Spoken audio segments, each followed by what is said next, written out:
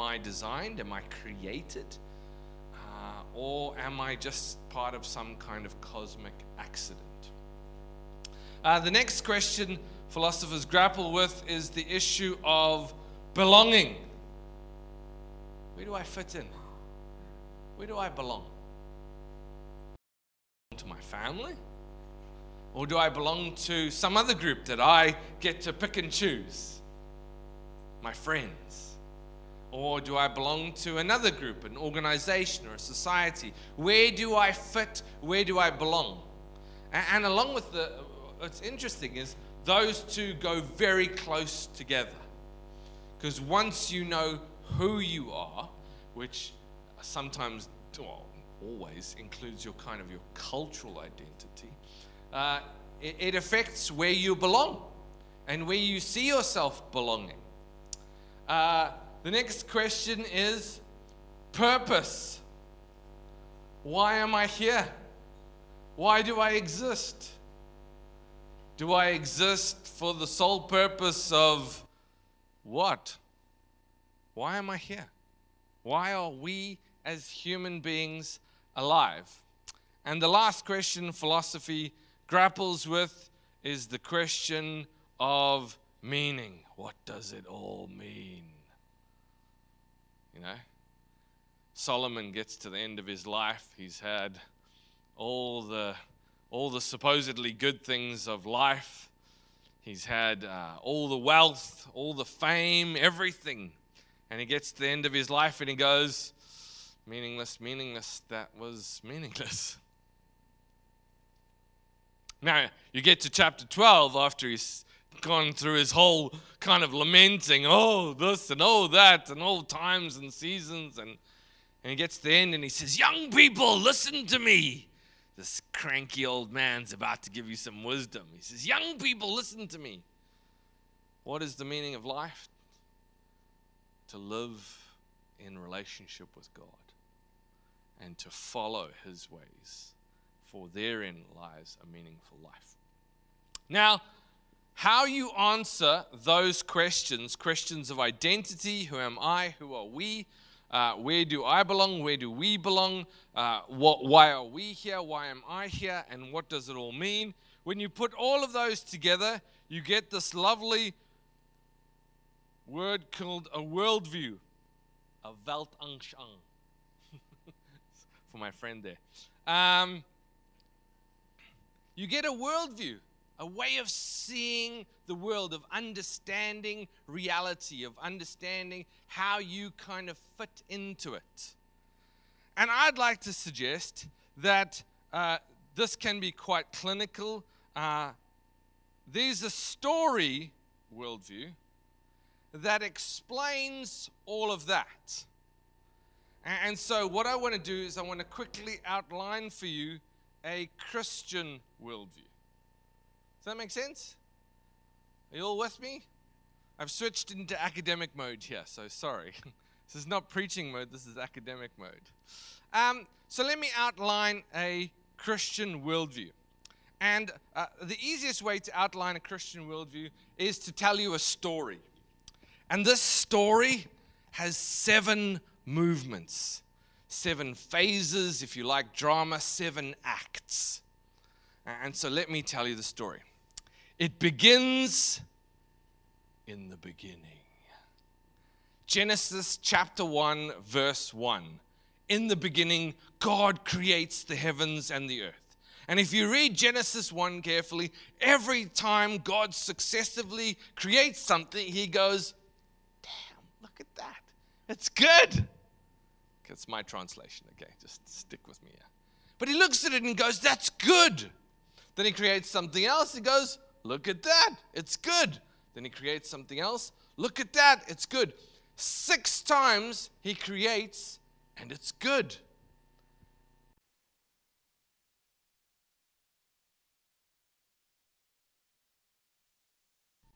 Very good. So there is something unique about human beings. There's something special about human beings. They elevate the status of creation from good, and good is one of these very thick words in Hebrew. the Hebrew word tov. It means it's well designed. It means it's put together with purpose. It means it's valuable. If you were to be wandering, I don't know where your closest forests are, but if you were to be wandering through the forest and you found one of these just lying on the floor, you could pick it up and go, wow, look at that. It tells the time, and it's got an analog function. It's also got a digital function, and my goodness, it can tell you the date, and if you push some buttons here, it can tell you the time zones of different countries. And this one's really nice because it doesn't work on battery. It works on solar, so the sun charges this one. And oh my goodness, look at that. It fits perfectly around my wrist here. It looks like it's been put together for purpose. That's what the Hebrew word tov means. It's valuable. It has an aesthetic. It's beautiful. When Jacob wants to marry one of the sisters, he looks at her and goes, she's good. It means she's beautiful. It has an aesthetic quality. And 7 times in Genesis chapter 1, God looks at creation, and specifically human beings, and goes, that's good. So Genesis 1 and 2, and Genesis 2 comes at the same story from a different angle. And this time, it tells the story up until the creation of the first human. And then we kind of look at that first human, and God goes, whoa, this is not good. And it's kind of confronting. It's like, how could something be not good? Only you've been doing stuff, God. So it's like, whoa, it's confronting. But then it says, it's not good for this human being to be alone. And so he creates another, a 2.0, an upgraded version. Okay? For those of you who are listening. And so Genesis 1 and 2 tells us the first part of the story. Now, already in Genesis 1 and 2, we've got some of this going on. Who are we? We are human beings put together by God, designed to bear his image, to represent him to the rest of creation. So that ties into our purpose. And who do we belong? Well, we belong to God, and we belong to one another, because he creates two of them. And so what does it all mean? It means that we're not a cosmic accident. It means we're not a mistake. It means we have value, and we were put together for a purpose. And that's just the first part of the story. Okay? Then you get Act 2, if you like, which is Genesis chapter 3 to 11. And Genesis chapter 3 to 11 tells the story of how it all goes to custard. That's a Kiwi phrase meaning things get messed up. Things are not the way they're supposed to be. So Genesis 3, human beings decide to listen to the voice of another. They don't trust God, and they mess up. And what's the first thing they feel? Shame. Fear. This is not the way it's supposed to be. That's not good. And then in Genesis 4, what have we got? We've got the implications of Genesis 3. Now we've got a brother set against a brother. And we have the first murder. That's the introduction of death into the story. That's not the way it's supposed to be. And in Genesis 5, now we've got community set against community. And we've got wickedness just running rampant, and people are harming each other and destroying each other's lives. And we go, well, that's not the way it's supposed to be. And then in Genesis 6, God looks at creation and goes, well, this isn't what I wanted. I regret this.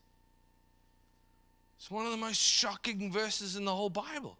And then in Genesis 7, even creation is now disordered, so we've got a flood. This is not the way it's supposed to be. And so all the way through Genesis 3, all the way to 11, it tells a whole bunch of stories of something's wrong. This is not the way it's supposed to be. So that's Act 2. Act 3, Genesis chapter 12. Hey, Abraham, this is not good. This is not the way it's supposed to be. Come with me. Come, and I will make you and your family a blessing. And what the word blessing there means is I will fix the mess of Genesis 3 to 11 so that we can get back to all the good stuff of Genesis 1 and 2. Genesis 1 and 2, this is the way it's supposed to be. Genesis 3 to 11, this is not the way it's supposed to be. Genesis 12, hey guys, let's collaborate, let's partner up so that we can fix this mess. And the whole of the Old Testament is basically God collaborating with Israel, trying to fix the mess. This is not the way it's supposed to be. And there's this one prophet, Isaiah, and he gets really just mad and he shouts at God. God! He says, Lord, would you rend the heavens? It's a fancy way of saying, would you? It's time to bath my daughter. Sorry. He's like, would you get down from heaven and would you come and fix this mess? We cannot do it by ourselves. We need you to directly come and intervene here. Okay? So that is Act 3. Act 4 is hologos sarxegenetos. The word becomes flesh. Jesus hears the cry, God hears the cry, and he comes down to earth in Jesus. And he starts to show us the way it's supposed to be.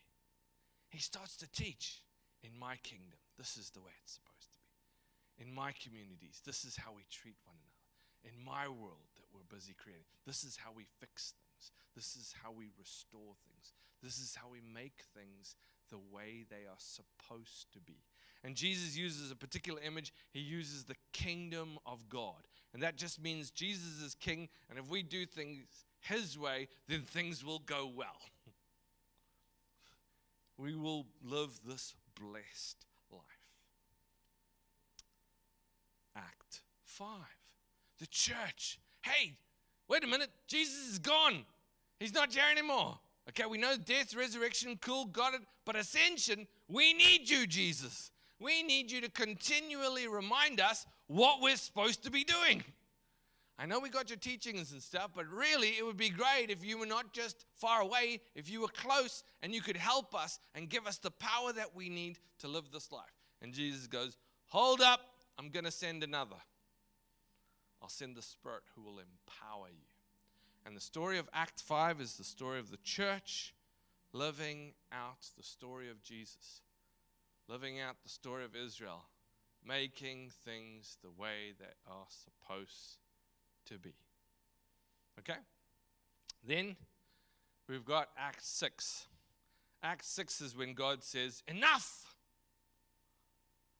No more pain, no more suffering, no more injustice. That's the time when every single human being gets to stand before God and say, this is what I did with my life. And it's either a day of regret or it's a day of rejoicing. But we all have to give an account of what we did with our lives. And then he goes, Act 7. And I can't do better than C.S. Lewis in the Chronicles of Narnia in the last battle where he says, and now begins the real story, of which everything else has just been the preface and the table of contents. Now begins not just the very good of Act 1, now it's the better than that. It's the new heavens, it's the new earth. It's the recreation and restoration of all things. Okay?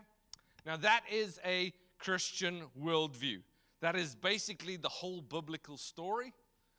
Jesus, Act 4, with Jesus is the story of the Gospels. Act 5 is the story of Acts and the Epistles, and we are currently in Act 5, and we look forward to Acts 6 and 7. That is the Christian worldview. That is the Christian story. And so what do these 4 things go? Who are we? We're the people of God. That's who we are. Put together for a purpose. To fix things, to make things right so that people can live in relationship with God, in relationship with others, in relationship with the environment, in relationship with ourselves. Because with all of these things, something is not the way it's supposed to be. With our identity, sometimes we forget who we are. Sometimes we have inappropriate thoughts about ourselves. Oh, I'm worthless. No, you're not worthless. You exist for a reason. God created you. He wants you to exist. That's why you do. You're not worthless. You're not a waste of oxygen, as my principal liked to say to me. You're not a mistake, not some cosmic accident. There's a purpose for why you're alive. And where do you belong? Right here, to the people of God. You have a place at the table, and you are always welcome. And that's what it means. We give our lives meaning by being part of the solution instead of continuing to be part of the problem. Does that make sense? So that is a Christian worldview in outline. Now, it doesn't matter what faith system you have, what belief system you have. It doesn't matter what cultural background. I'm convinced those 4 questions each apply still. The atheist has to answer those 4 questions. The Buddhist has to answer those 4 questions. And it seems to me everybody's grappling.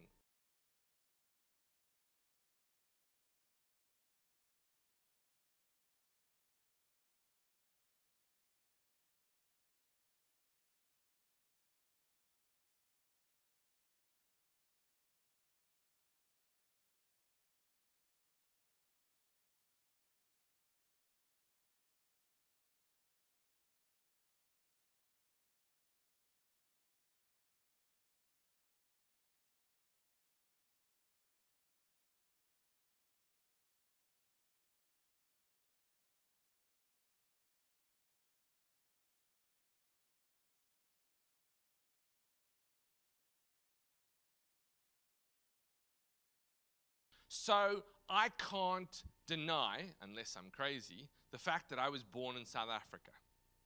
So that's part of my identity. So there are some things I can't change. I can't change who my mom and dad were. I can't change in what time and country and culture I was born into. All those things are given. But there are some things where I can have a say. So let me get this right.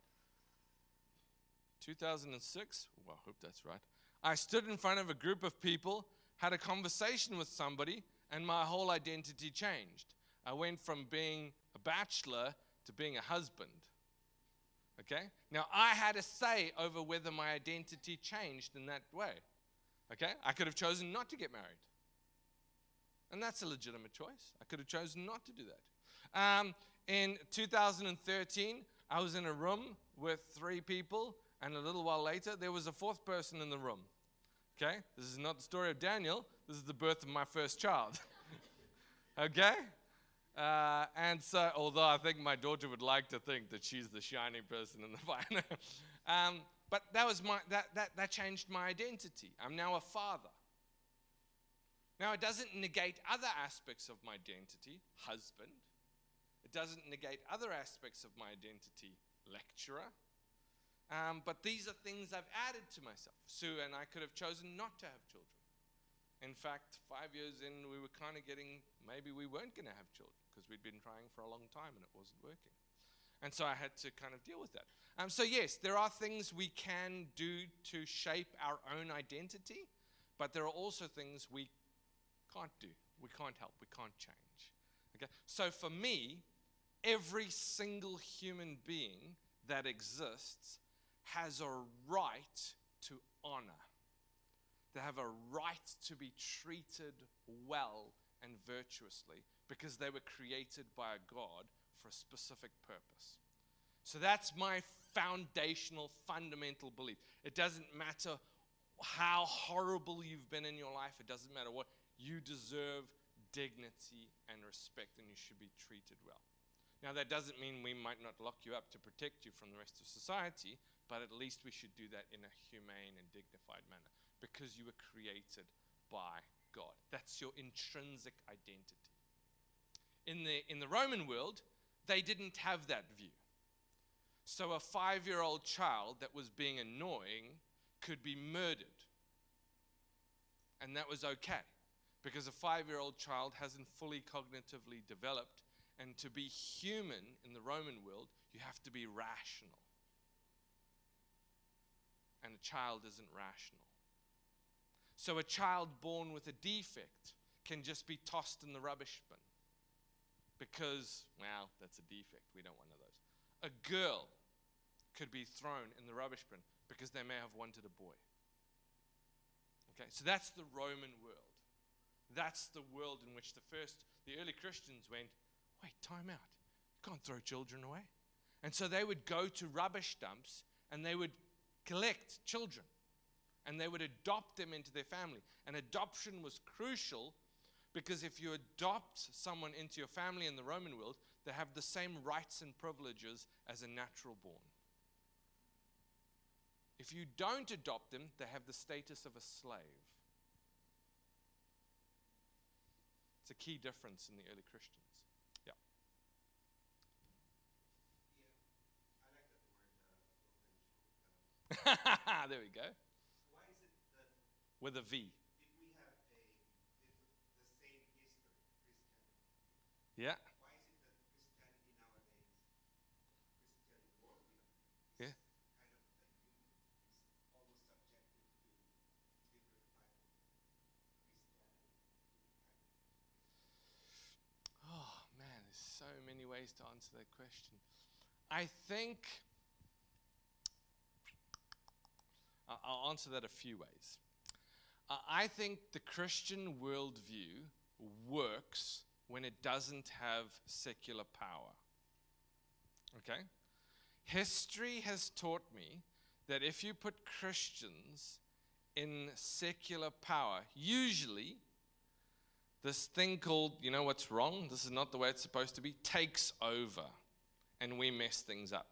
Christianity is best when it's on the margins, when it's not official, when it's in the underground. I mean, look at the church in China at the moment. They're flourishing and thriving. Why? Because the government doesn't like them. Okay? Look at the church in the first 2 centuries. Everyone hates them. They're out to kill them. But they just keep multiplying. Because they're just doing what they do. They're just loving people. They're creating communities. They're serving one another. They're helping one another. They're supporting one another. They're releasing one another. They're believing in one another. They're adopting all these kids that have been thrown away. And so they're just flourishing. So that's one way. Another way is, I think Christianity, particularly in the West, is lazy. Like, I pray with my Korean brothers and sisters.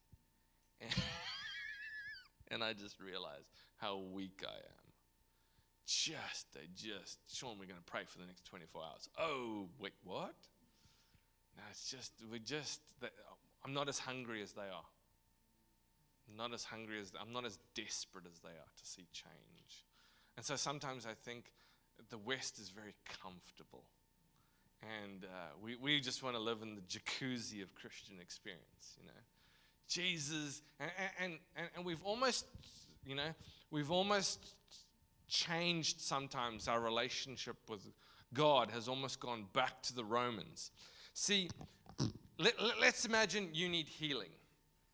You're a first century Roman and you need some healing. So what we do is first century is you go down to the temple of Asclepius. You buy, depends what's wrong with you, but let's say something serious is wrong with you, so you buy a big gift because you can't ask for something disproportionate to the gift. So if you offer an unworthy gift, Asclepius might get cranky and will unleash on you. Okay? So you've got to buy a good enough gift. Then you go and you've got to recite the prayer. Please make sure that you recite it accurately, otherwise you offend the God. Okay? So once you've offered an appropriate offering and then you've done an appropriate prayer, then it's kind of you've done. Then the God owes you. It's transactional. You've offered a good enough sacrifice. You've said the prayer right. Now Asclepius owes you. And I think sometimes Christians fall into that way of thinking about their relationship with God. Hey, God, I'll give you 2 hours on a Sunday. I'll give you 10% of my income. Now you do what I ask you to do. Psalm 2, the one enthroned in heaven, laughs. That's not how this works. It's not a transactional relationship. He's given you his son. You owe him everything. Okay? Does that answer your question there? There are lots of different things.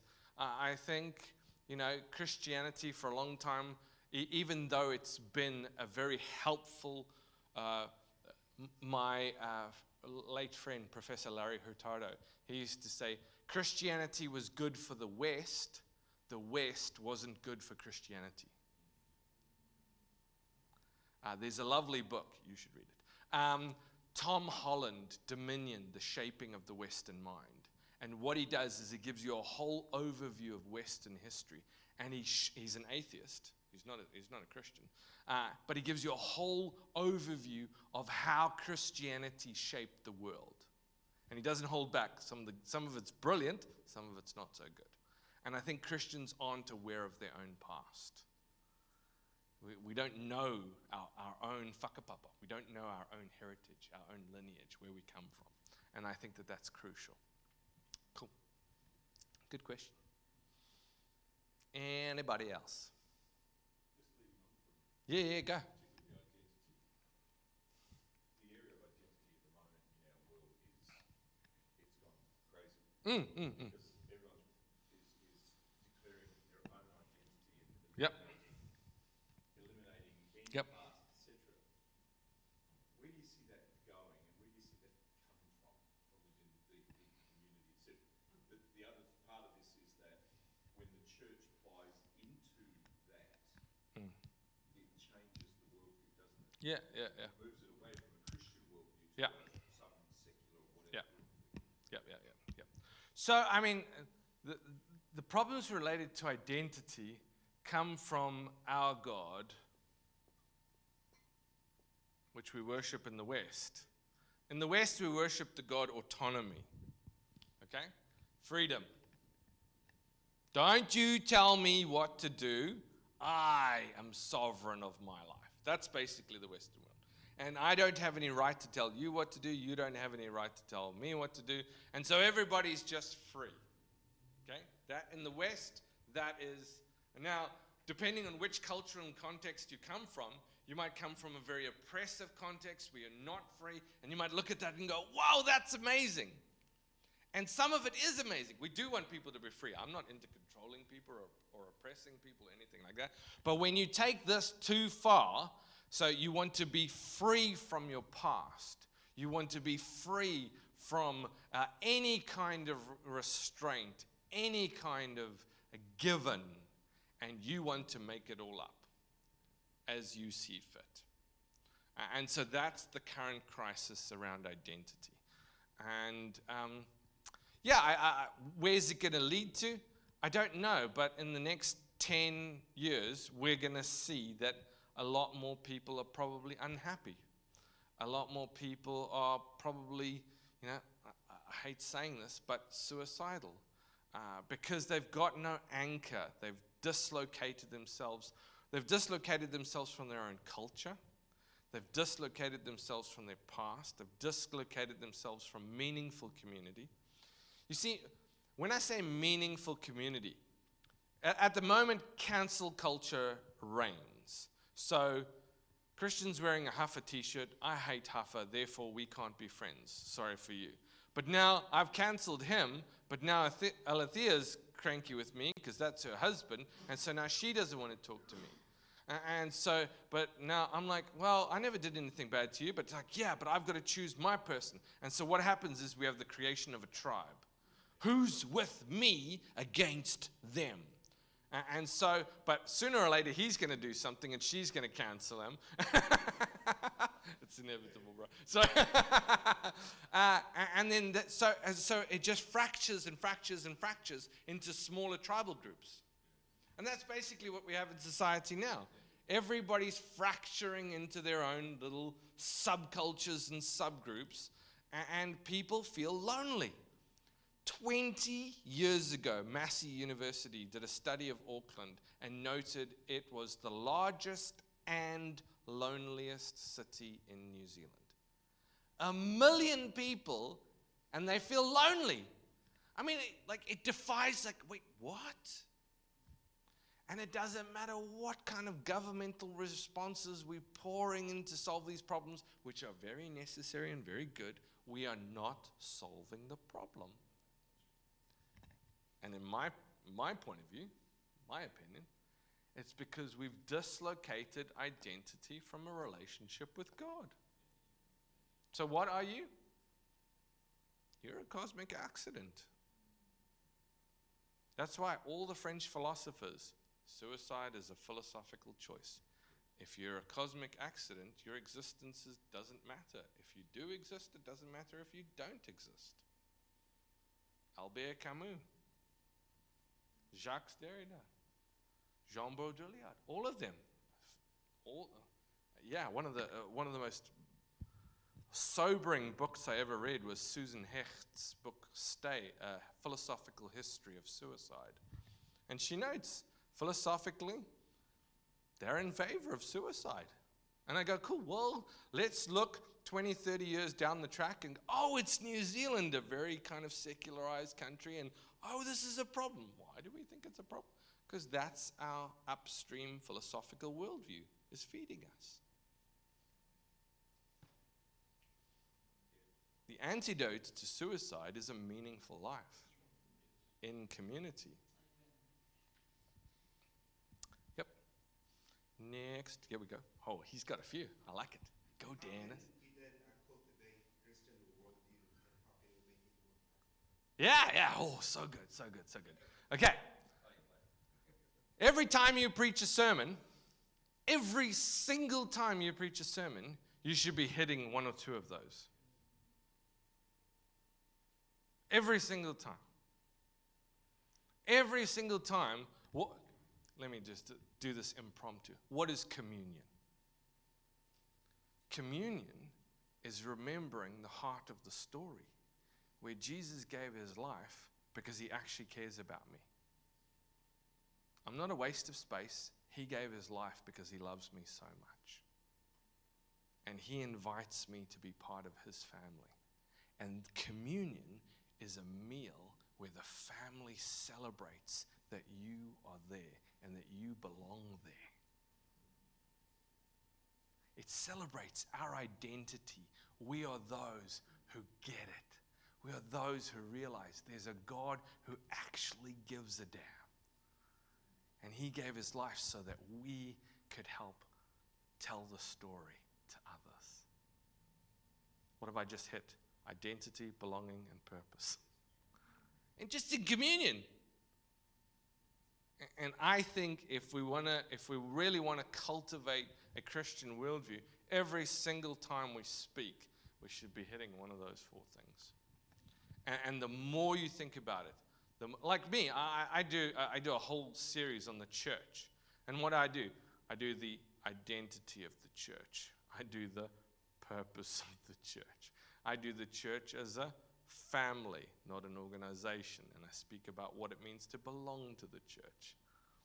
I talk about isolating ourselves and living a meaningless life apart from community. I just organized my whole series on the church around those four things. Because that's what human beings are grappling with. And whoever tells, for a worldview to be deemed truthful, it's got to pass three tests. It's got to be logical, factual, and livable. Okay. So, if I pay attention to your life, and you're just wandering around aimlessly, not really doing anything, there's no purpose animating your existence, well then I go, well then you're not doing a very good job of living that out. So that's the practical ability. It's not livable then. Okay? And that's the criteria for any worldview. Is it logical? Is it factual? And is it livable? Does it give my life meaning? Does it animate me? Does it energize me? Does it fill me with hope? Does it make me alive? Or do I just look like a zombie? There are too many Netflix zombies wandering around town. I took a 5-minute stroll up the street, and people are just wandering. And I'm like, whoa, what's happened to this world? So I'm kind of hitting this. Well, I love talking about what meaningful things we're doing as a community. So in my church back in South Africa, we found that there was a problem of children being abandoned, babies being abandoned, mostly down by the river. So we saved up, we got some investors, we bought a house. And in this house lives a nurse. We pay a nurse to live in this house. And on the outside of the house and the outside of the street, there is a drop box that you can put a brand newborn baby into the drop box. And as you put it into the drop box, it locks and an alarm is sounded in the inside of the house, and the nurse will come out and collect the child.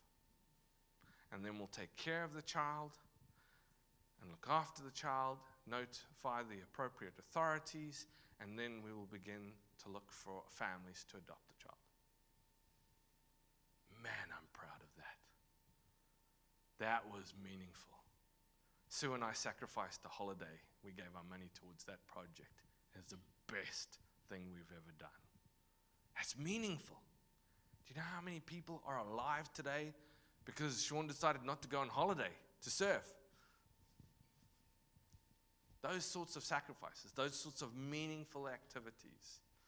A couple of years ago, we invited someone to just live with us for 3 months, and we discovered this person was an alcoholic. Man, that was hard. I got 2 small girls. I'm navigating, how do I do this? And we did. We walked with the person, got them into counseling, got them to go into a center where they could sort it out, come back, come live with us, do stuff. It was hard, but it was meaningful. It was good. It served this person. What's this person doing now? They're flourishing. It's what the church does. We help people to flourish. I think we should tell those stories. Questions, comments, criticisms? Yeah, bro. I was just looking at those 4 points that you had. Yeah. I noticed that my ethnic culture Yeah. fits those 4 points as well. And I was having a discussion with some of my family about how, just the idea that is culture really important? Like, my ethnic culture as compared with my religious identity. Is that as important as my religious identity? And then also,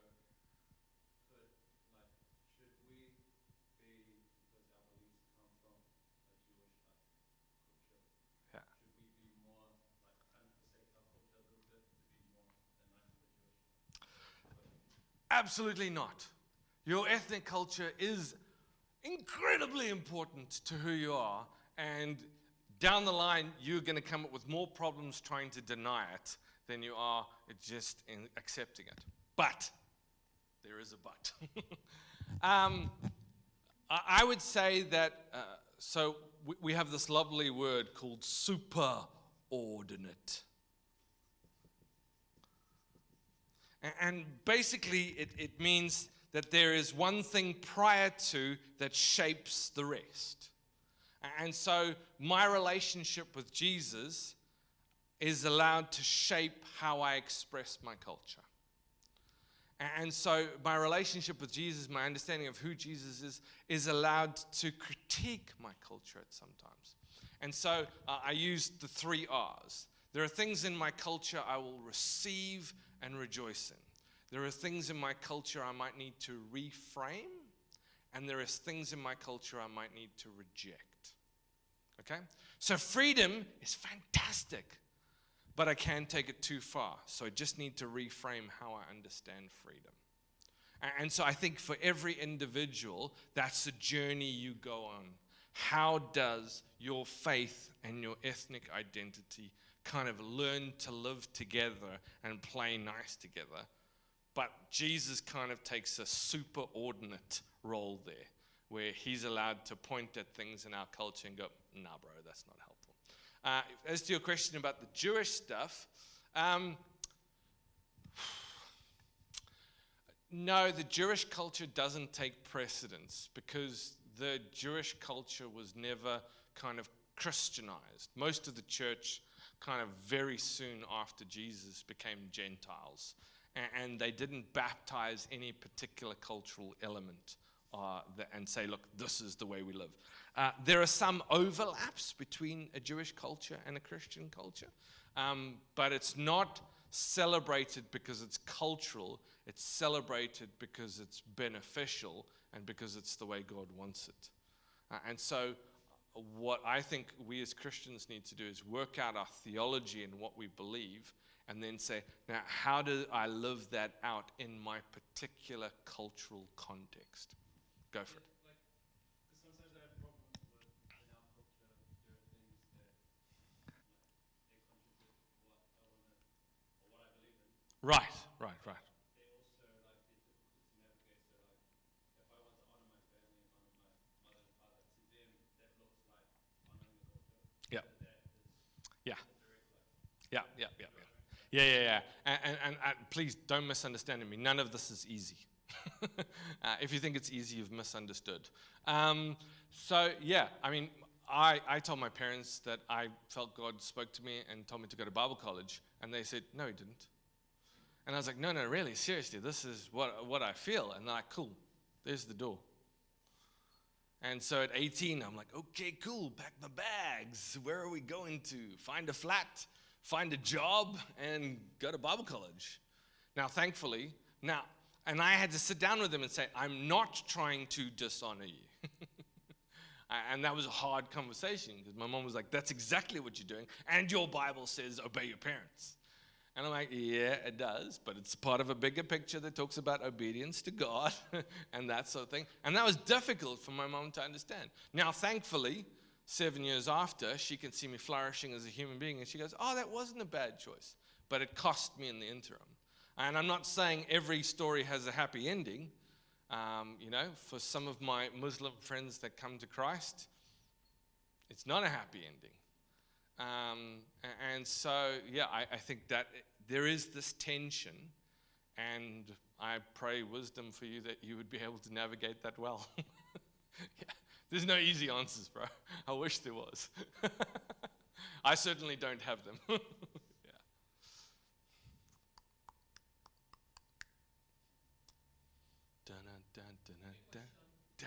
Among those 4 points, do you think that the Matthew 28:19-20 belongs to the purpose as a Christian? Oh, absolutely. Yeah, absolutely. So go into all the world.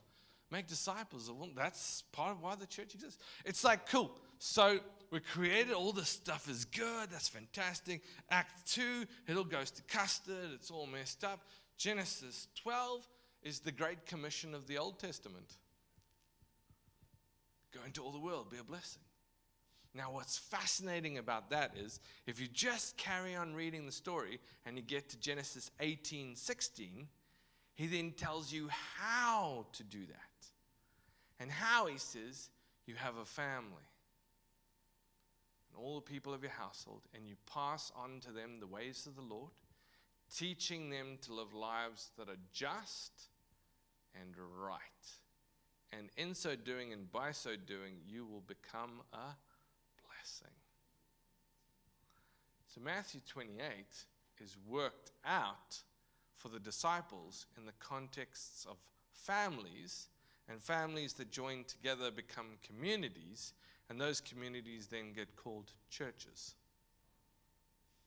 So that's how it works out. Hey, bro. Questions, comments, criticism. Go for it, bro. Yeah, go for it. So like with this whole the 4 points that you Yeah. have, I feel like they're very set. So it's like if you have this, you set. If you have this, you set. If you have this, you set. If you have the other one, you set. But I was just thinking about like the culture and society now, how we have this like fluidity of everything. Yeah. Fluidity of gender, fluidity of like Yep. anything that you want to believe in. Yep. But I just want to know like your thoughts on like maybe like how you think it's got to here. Just like thoughts in general. Yeah. I think so. So what my Christian worldview does is it anchors those 4 things. So there is movement, There is kind of variation, there's room for maneuver, but it's not just free and everybody just goes in their own direction. So how did we get here? I'd like to say hubris, Look at us, we're amazing, we can do anything. And then we built an atomic bomb. Look at us, we're amazing, and then we built the Titanic. Look at us, we're amazing, and then half of Africa is starving. And so where power is located, when I talk about things are not the way they're supposed to be, power has this ability to accentuate that, to amplify that. And so the way the world's moving now is we have a handful of people that basically own the world. And at some point, something's got to give, and the people will rise up, and I don't know what that looks like. I don't want to be some prophet of doom or anything. I'm just saying there's a tension growing here. We thought, freedom, we can do whatever we want. And I'm not interested in your views, but we've messed up the climate. Things are out of kilter. So you don't have to believe in climate change. You just have to know some things are not happening the way they used to happen. Auckland didn't used to have these floods, okay? My friends in Hawke's Bay are 2 feet underwater. This is unprecedented. I love that word. Thanks, JC. This is not, in living history, this hasn't happened before. So what's up? Okay, polar ice caps are melting. Okay, is that the way it's supposed to be, or is that not the way it's supposed to be? So I'm just saying, the way we are choosing to live, whether we like it or not, has implications and ramifications. And I think, again, it comes back to that freedom. Because we think we're free to do whatever we want. And I'm like, yeah, you are free to do whatever you want, but you're not free from the consequences. I used to go cliff jumping, and I jumped an 8-meter cliff into the ocean. And as I jumped, I realized the tide was a bit lower than I thought it was. Now, gravity sucks, but it's the law. And so I felt the bottom. Now, luckily, I didn't get hurt. But, once you've jumped, okay, I've decided this is now a bad choice. Too late. Too late. And so this is why, I always tell my daughter, think twice, act once. I got that from my building buddy. He used to say, measure twice, cut once. I was like, dude, that's legit. I'm going to tweak that. Think twice, act once. And because now we're so motivated by feelings. Feelings drive everything. And I'm like, okay, but feelings can be distorted. Feelings don't always tell you the truth. They're a reaction to external stimuli. Okay? I got married, and my wife quickly learned that when I'm reading a book, the world does not exist. I have this incredible ability to just focus on what I'm reading. And she would come home and she'd be all stoked and she'd start talking.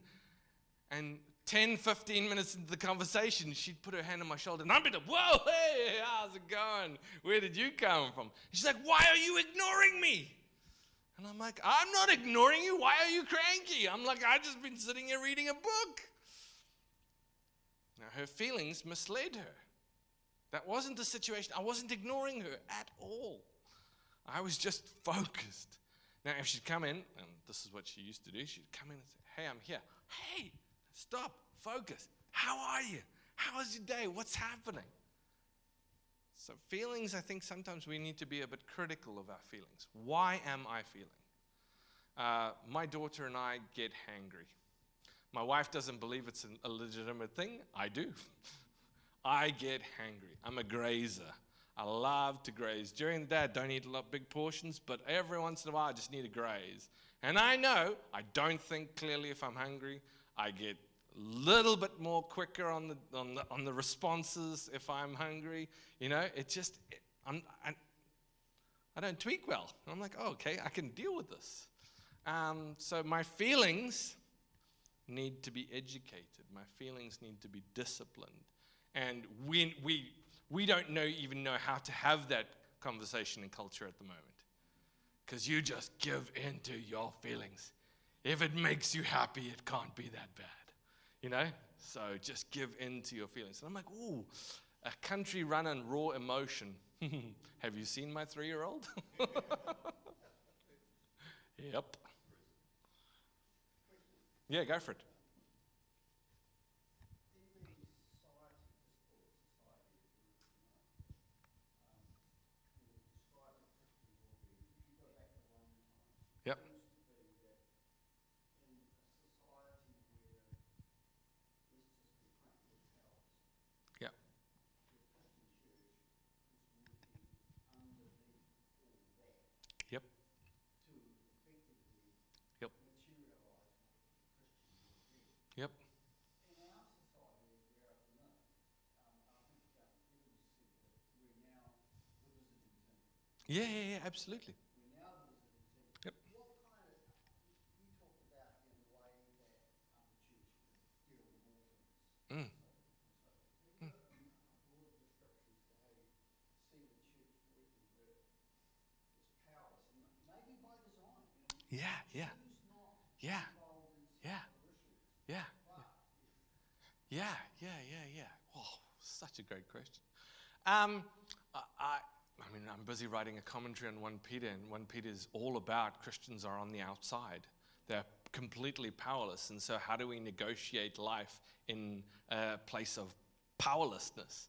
I think the first thing we need to do, and I think that that's happening at the moment, after COVID, church attendance dropped 20 to 30% in New Zealand.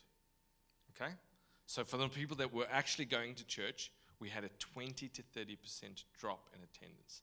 Now, I think that that's pruning.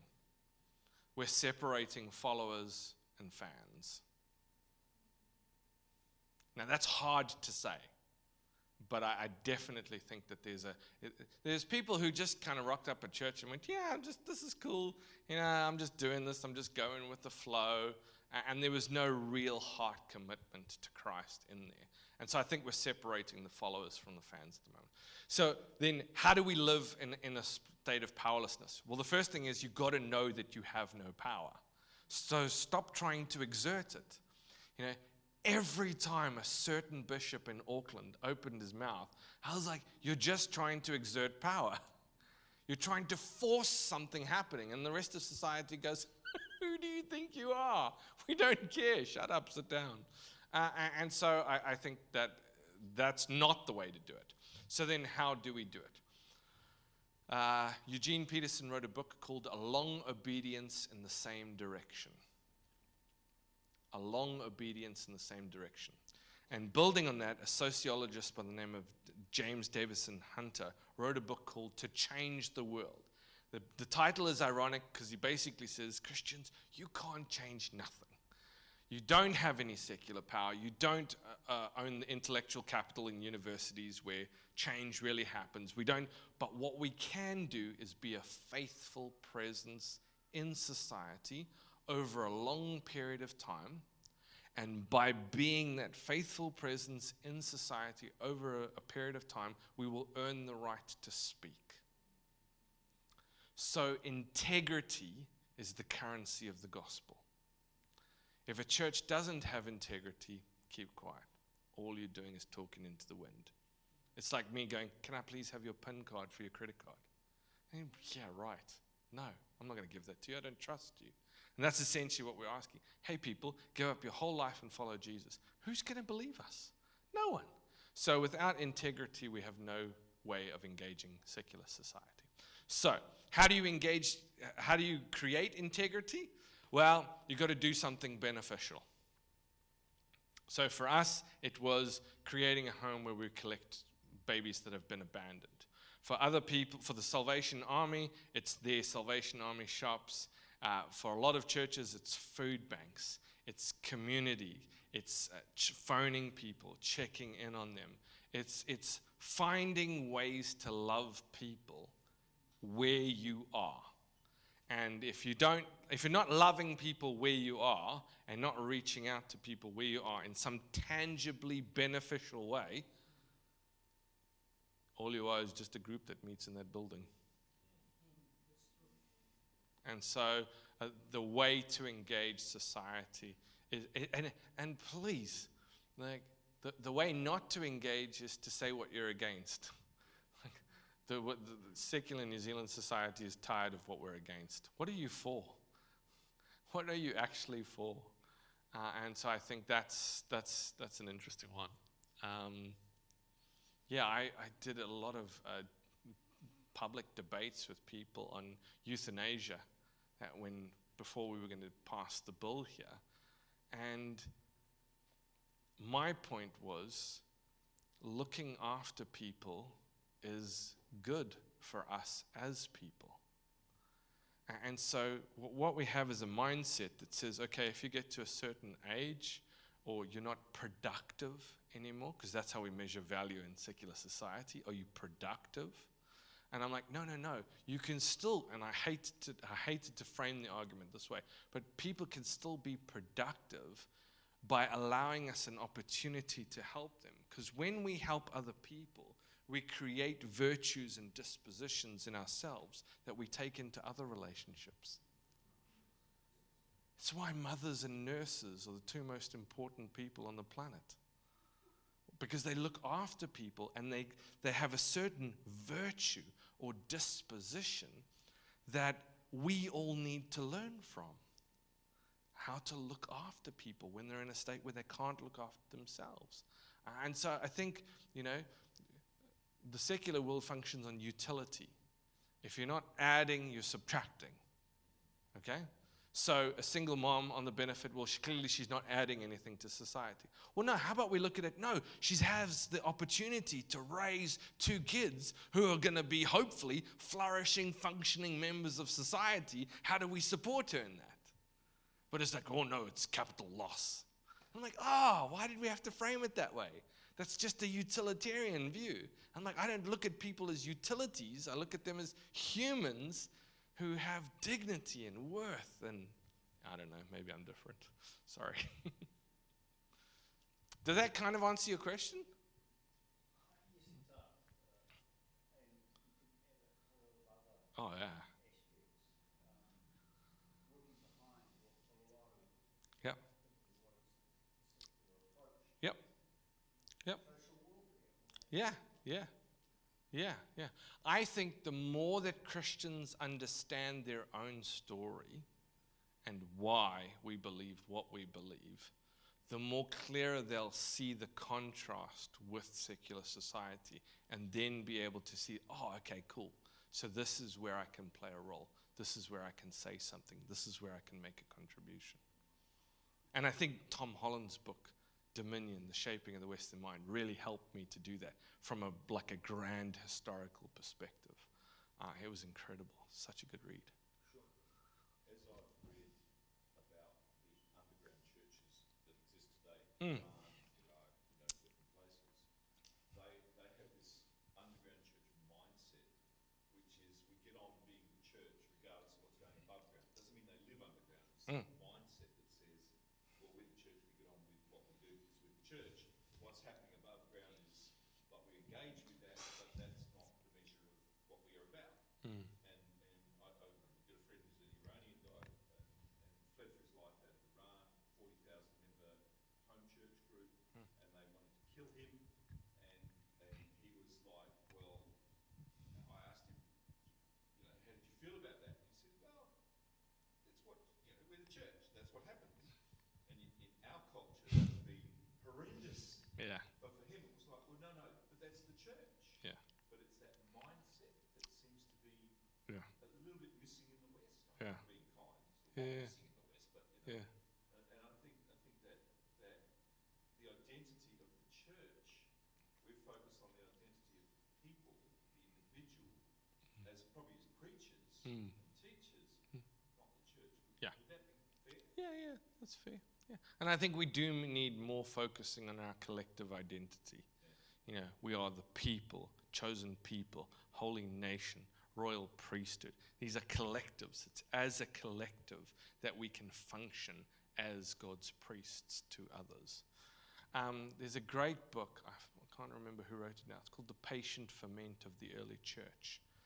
And he argues that one of the key markers or enablers of success for the early Christian movement was the virtue of patience. See, we want to do everything today. We're a very impatient culture. But it's this long obedience in the same direction. It's this, if you just keep being faithful over a period of time, eventually you can actually make a significant impact. I mean, think about it. Early Christianity does not make sense as to why it survived. Now, I put all my Christian convictions aside here, and I put my historian cap on. Why did Christianity survive? They hated them, they persecuted them, they fired them, they killed them, they wouldn't do business with them. Why did they survive? The community. They loved each other. And not only did they survive, they thrived, they grew. Nero says, well, hey, you Christians, let's round them up, sew them up in animal skins, and asphyxiate them to death.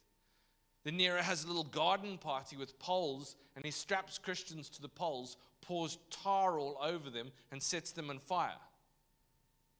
Like, why didn't everyone go, hey, you know what, that's going to be I'm not a Christian anymore. And some of them did. Some of them did. We have Pliny's letters. Pliny writes a letter to the Emperor Trajan. Hey, I've got these Christians. I've killed most of them, but just wanted to check with you. What's the protocol here? Or is that good? Do I just keep killing them? I've tortured these two. I found out they have some weird beliefs. They get together on the first day of the week, early in the morning, before work, and they meet, but they have this meal together, but it seems pretty harmless. Do I just carry on torturing them and killing them? That's Pliny's letter to Trajan. 1:10 if you want to go read it. That's like, why did Christianity survive? And not only why did they survive, how in 3.5 centuries did we have the first Christian emperor, if you think Constantine was a legitimate Christian? He was at least happy for Christians to exist in the empire. It makes no sense. It makes absolutely, from a historian's perspective, it makes no sense. Christianity. Do you know who Judas the Galilean is? No, of course you don't, because he started a movement, and then what did the Romans do? They wiped him out. Do you know who Simon Bar Kokhba is? No, of course you don't, because at 135 he gathered his troops and said, we're going to take on the Romans. And what did the Romans do? They wiped him out. What did they do with Jesus? They wiped him out. Next minute. Hey, I'm back.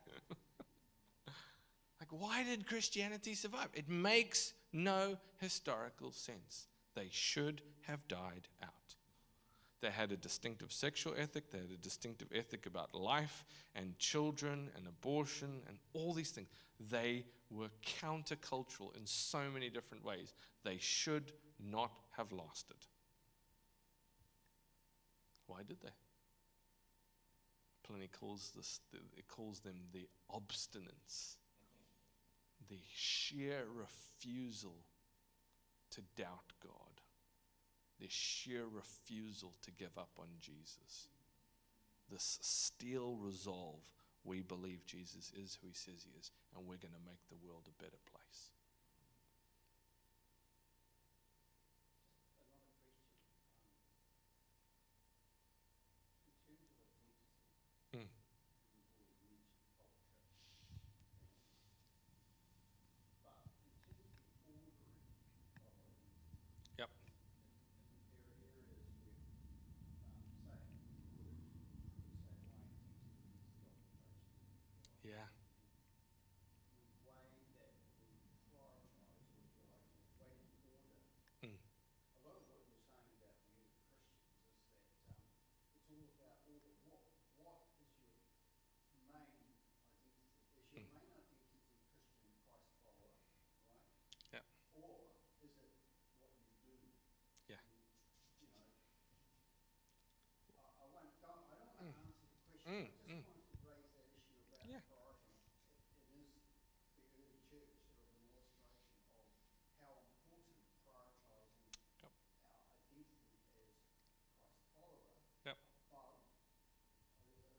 Yeah, yeah. So you can almost think of it as Maslow's hierarchy, you know. But our primary identity as those created in the image of God. That's what gives us our dignity. That was what gives us our value. And now at this stage we would say, well, that goes along with our Christian identity. And then we have human beings all over the planet who are all created in the image of God. And so every single human being is valuable and important.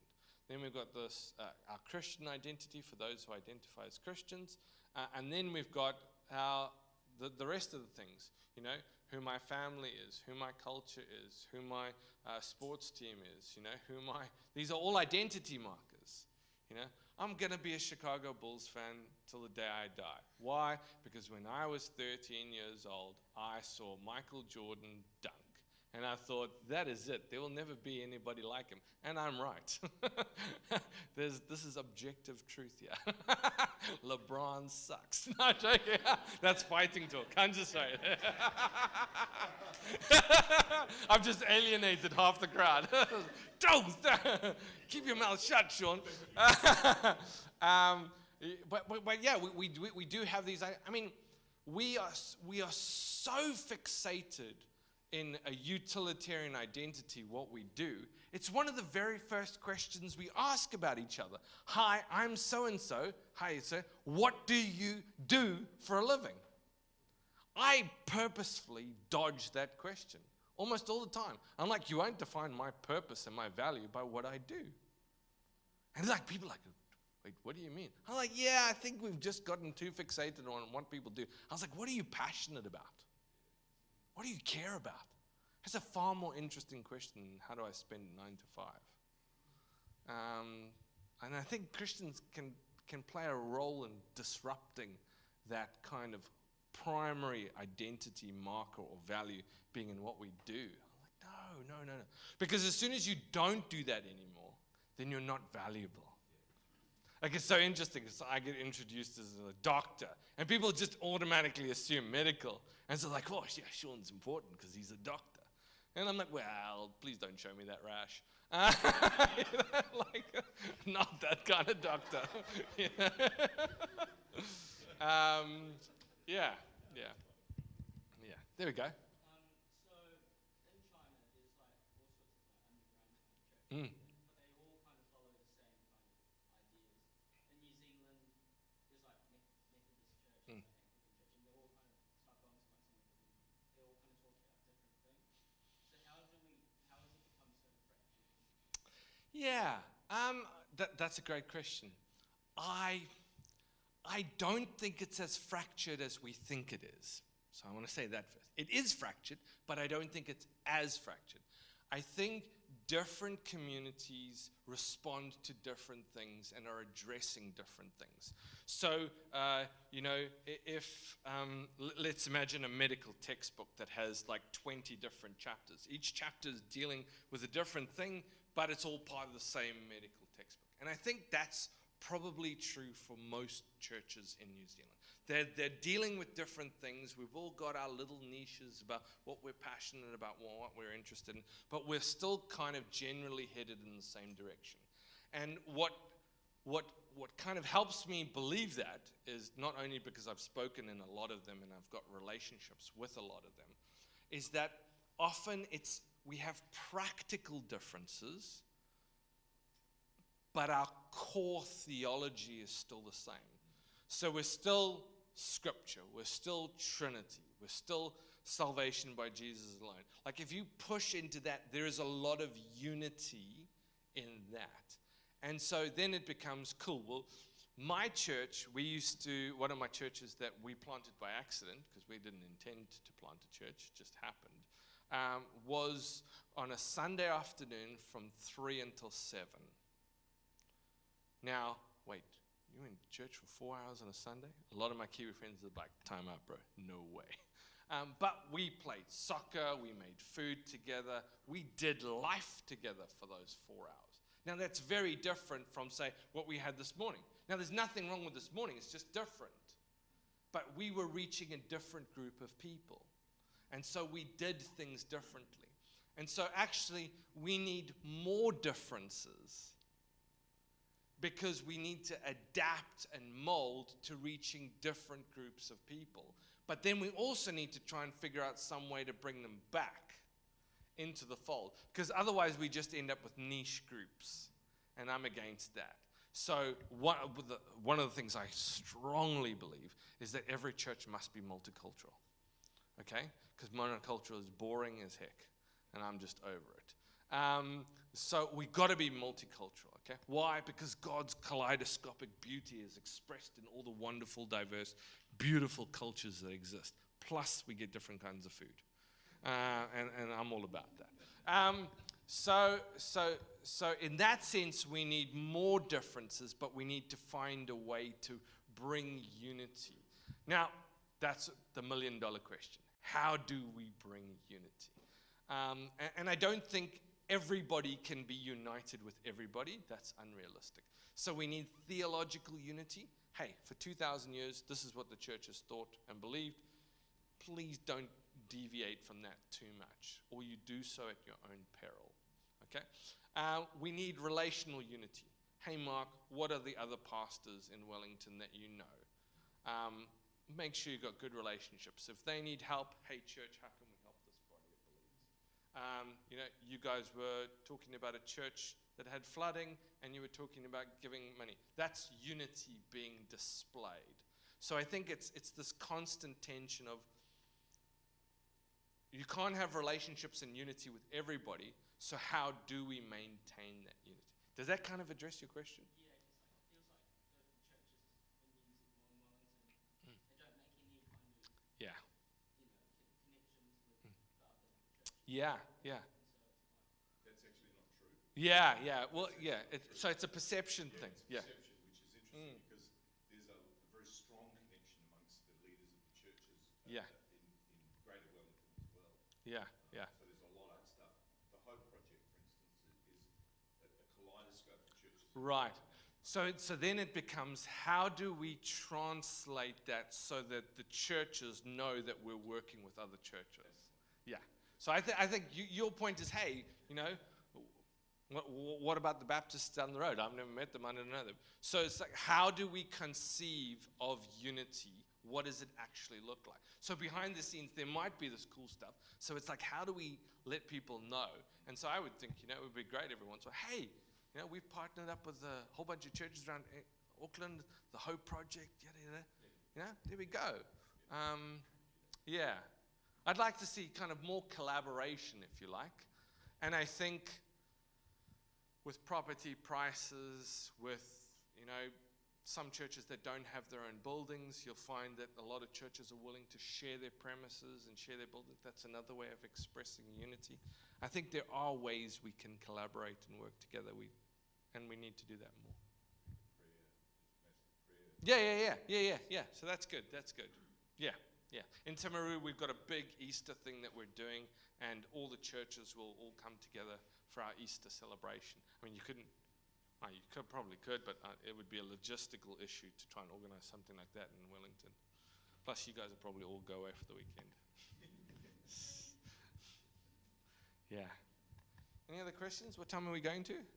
About now. So last one. There we go. Christian's up. He's like, oh, get him up there.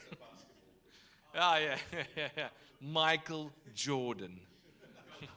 Yeah. Not anybody else, maybe Kobe. Okay?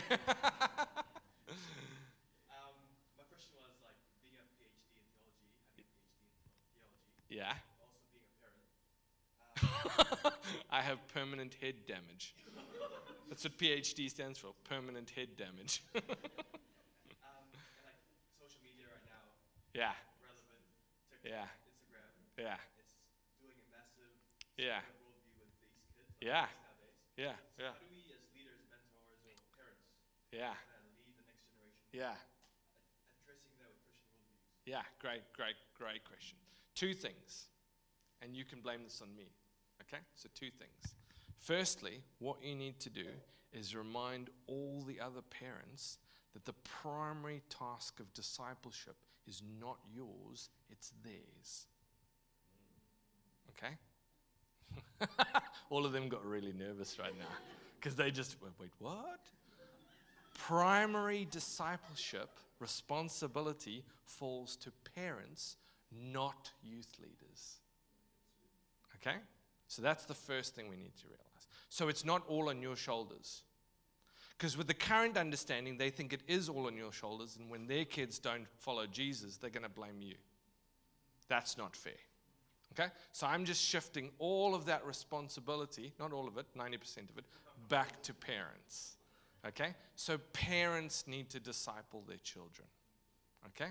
Now, you're a wonderful asset to the church. You are very important, and you can lead by example. Now, this one's going to hurt you, buddy, so I'm sorry. Okay? I think we need more leaders who say, you know what? Social media's gone too far. And so we're going to fast it. And we're going to have specific days where we fast social media. And the more we can increase the amount of time that young people are fasting social media, the better. Because it's not a helpful influence.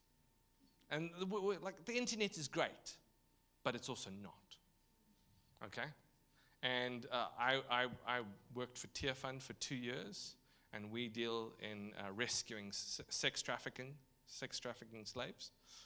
And when you understand how much of that is happening on the internet, you don't think it's such a good thing. It's done wonders for culture and society, but we don't realize how dark and dangerous this is. And unfortunately, too many of our young people are being discipled by TikTok. And so you need to lead by example by fasting, and particularly fasting social media. Not every single day, but you need to watch your intake so that you can, out of integrity, begin saying, let me tell you, I did this with my friend Roxy. Roxy works for Fashion Vogue in Europe. Okay? That's a pretty big deal. Okay?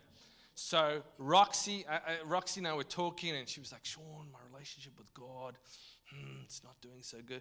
I was like, cool. Roxy, how much time do you have to yourself a day? And she's like, I have 2.5 hours a day. And I was like, and how do you spend that 2.5 hours of just downtime to go, wow, I watch my series. I was like, okay, cool. I want you to make me a deal. For every hour that you watch TV, I want you to listen to something for an hour or read something for an hour. Because what goes in eventually comes out, right? Okay, the seeds you sow are the plants you grow. Okay? So she says, oh, okay, cool. 2-3 months later, Roxy and I are on Skype again. How's it going, Roxy? What you up to? Sean, you've ruined my favorite TV program. I was like, what did I do? She's like, wow, I've been reading my Bible. I've been doing my Bible project thing daily.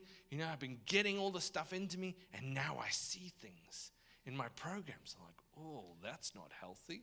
Or, oh, that's a bad example.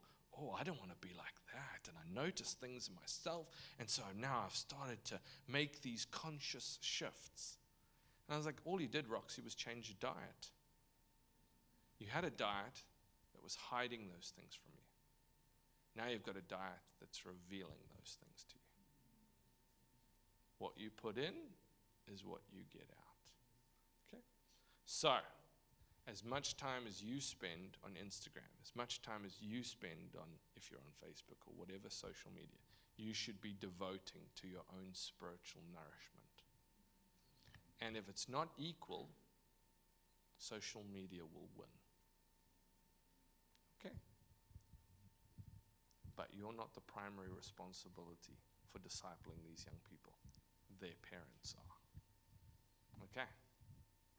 I hope you don't mind that, but I like to give youth leaders a bit of backup because I've been a youth pastor and I've been a youth leader. And all the parents, they come and they moan to me. And I'm like, it's not my job. It's yours. All you're doing is abdicating responsibility as a parent. Sorry, you don't get to do that. My daughters are my responsibility, not yours. And I will disciple them. I will make them learn how to think and learn how to read and learn how to engage and learn how to ask questions and learn how to live in this world. Now, where it does become tricky is when you've got parents, when you've got kids with non-Christian parents, then it does become your responsibility. And you've got to take that on the chin, buddy. But you also got to ask other parents to help you. Okay. Good stuff. Last one, or is that it? Yeah, bro, go. Last one. I'm having fun now, sorry. Lucky last. Yeah, so I have like a little bit of a random question that's kind of tied to what Christian was saying. Yeah. But just like, I want to know your thoughts on how Christians should view like the changing tech space towards like AI and what's happening with AI at the moment, like Chat GPT is like super Yeah. popular. And my cousin actually used Chat GPT for like Bible study. And she asked Chat like questions and it gives her like perfect answers, she says.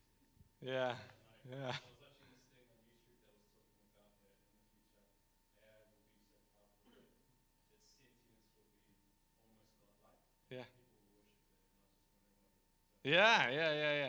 Look, that's a monster of an issue, so I'm going to give you a glib answer. Sorry, that's all I can offer right now. It's going to change education. I'm an educator, so I know ChatGPT is going to change things. What's interesting is I asked it the other day to produce me a bibliography on a particular topic, and it made up all the entries. That was painful. I actually got excited there. I saw an article by Richard Borkham that I didn't know existed. I was like, oh, I haven't read that, and I've read everything he's written. And then I discovered it didn't exist. So that was painful. So I think we're still going to need some kind of discernment with the information, because a lot of the information isn't accurate all the time. And so we're still going to need a human brain to make. But we've got to remember, AI, at least at the moment, is still a human creation, and already we're beginning to note its human biases. And we're beginning to see how it skews information, because it was programmed by humans. So whether it will ever gain sentience, and now we open the philosophical Pandora's box of what is sentience. I read an article, was it yesterday, about how we're going back to animals to ask what animal sentience is as a kind of comparison to AI. So that's the next avenue of research. I don't think anything's ever going to replace God or kind of traditional religions. I think there will definitely be random groups that worship AI, but I mean, the amount of people that spend money and time and energy on AI, that's already worship. So I think it's just going to become part of our life, and the information will hopefully get more reliable and better, but we still have to ask ourselves what we do with this information. You see, I think the internet taught us that access to information is not the problem. It's what we do with that information. It's how we choose to live in response to that information. That's the key question. And we're still human. We're still going to debate that. We're still going to try and live that out. And as Christians, I think we just got to remember our story and our worldview and say, right, is this helpful? Then let's use it.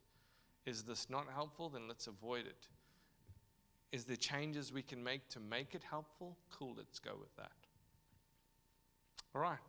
Thanks, guys. That was fun. Good time. Thank you. Fantastic. Artificial intelligence is in its name. It's artificial. Yeah. It's not pure intelligence, not human intelligence. Does anyone know what ChatGPT stands for? What's the GPT? I'm sitting there, I'm thinking, I wonder if there's someone who knows, because I don't. Oh, right. So there you go. I've disappointed everyone in the room. So Totally, yeah. I need some geeks to go and look it up, will you? And find out what it is. But it is artificial. So, I mean, yeah, anyway. But anyway, fantastic. Thank you. Was that good?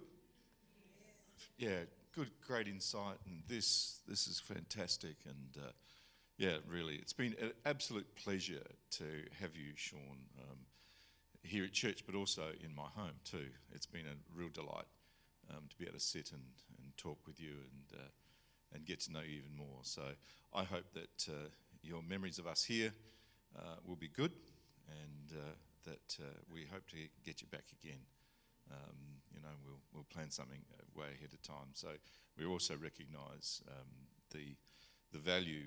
You have a family, young families. So we really do appreciate you taking the time to come. So thank you. It's really appreciated. Let's just thank him.